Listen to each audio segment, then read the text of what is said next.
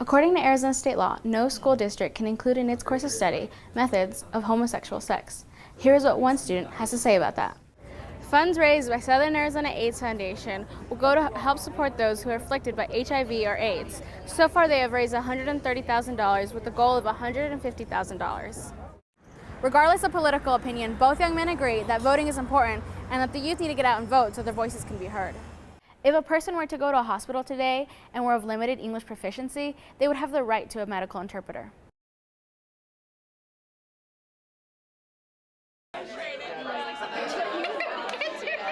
Inside this room at the UA, people are learning about things you wouldn't normally hear about in a classroom.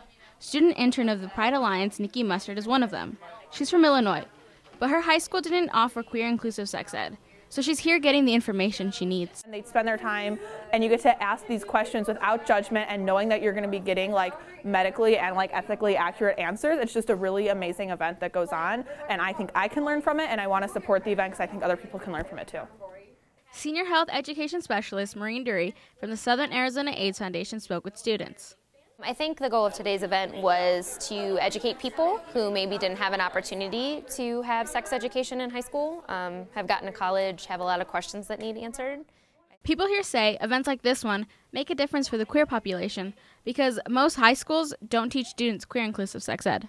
According to Arizona state law, no school district can include in its course of study methods of homosexual sex. Here is what one student has to say about that.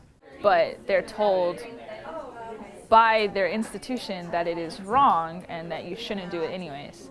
It doesn't feel good. Arizona is one of 8 states in the U.S. that has a law forbidding teaching anything about gay sex ed.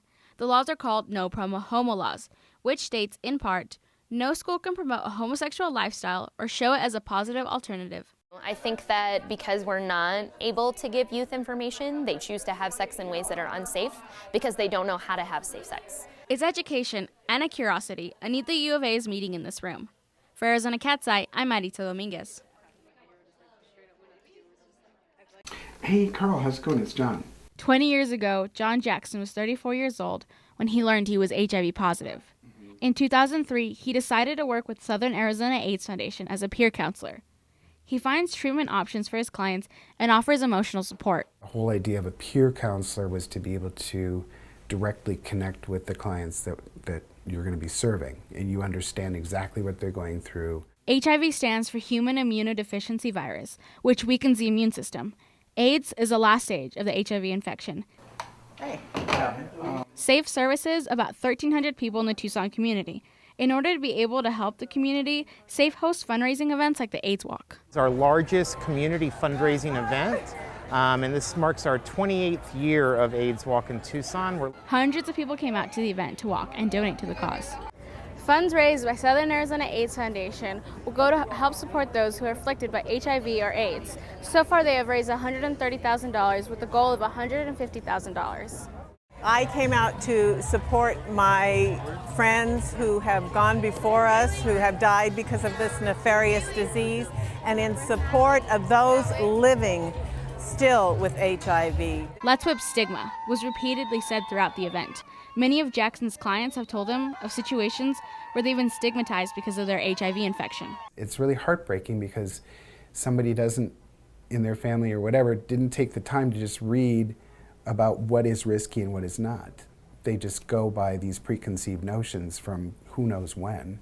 For Jackson, the AIDS Walk is a way to lessen the stigma while also honoring those who have lost their lives to HIV and AIDS.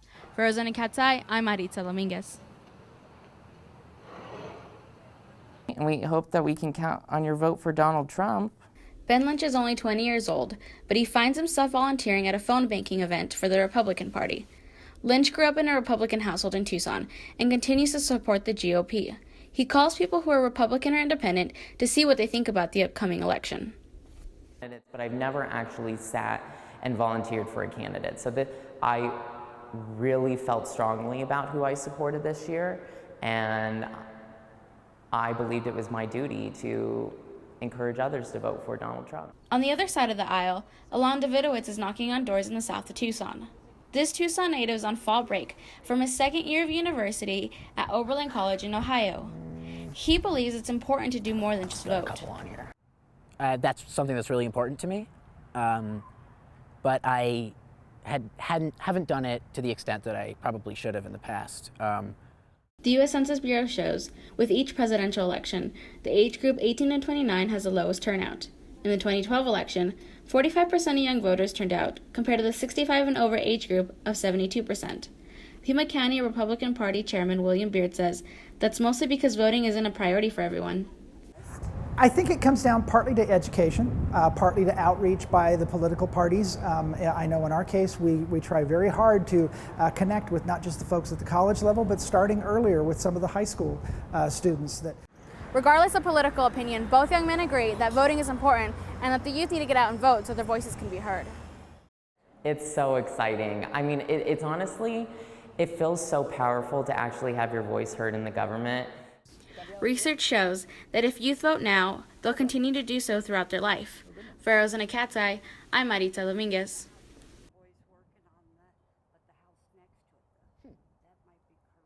Buenas tardes, así es, ¿en qué le puedo ayudar?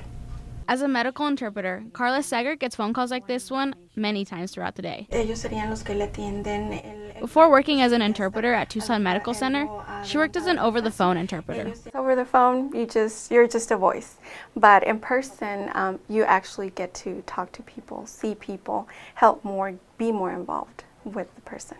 This right comes from Title VI of the Civil Rights Act of 1964, which states that no programs that receive federal funding can discriminate based on national origin.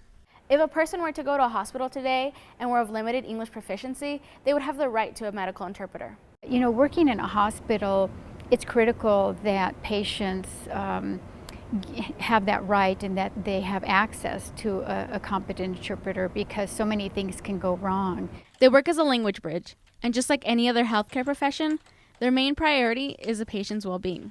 Events can happen that can really affect people's lives in a substantial way. It can change the direction of your life. Medicine is one. People get sick and that can radically alter their lives. The University of Minnesota put together an example of what can happen if there isn't an interpreter. Like, why is he here today? It's like maybe he has a little gas or something. Yeah, it's some little gas. Maybe a little gas. Having a family member or friend translate can endanger their health. There's so many things that can go wrong because we don't know that the family member really is competent to provide the interpretation, first of all. TMC is finding ways to make sure there are also healthcare professionals who can communicate with patients of limited English proficiency. The first tier is just assessing that somebody is truly competent, fluent, right? That they do understand that Spanish, for example, that they are fluent in Spanish. So that's what we call a competent bilingual nurse or a competent bilingual employee. And that person then could communicate everything that they would have in English. They could provide that service directly in Spanish to the patient. So that's the first level, but they can't interpret yet. As of now, TMC has 5 interpreters on staff, with a little over 100 certified bilingual employees. Frisbee Garcia hopes to continue to certify more bilingual employees in order to serve the 70,000 plus foreign-born residents of Tucson. We have really made a lot of effort over the years to provide education to our employees so that they're aware of that, the urgency, the need to make sure that the services are provided. In the meantime, employees like Seeger enjoy working as an interpreter. Yeah, your voice is tired, but you feel like you really got to help people.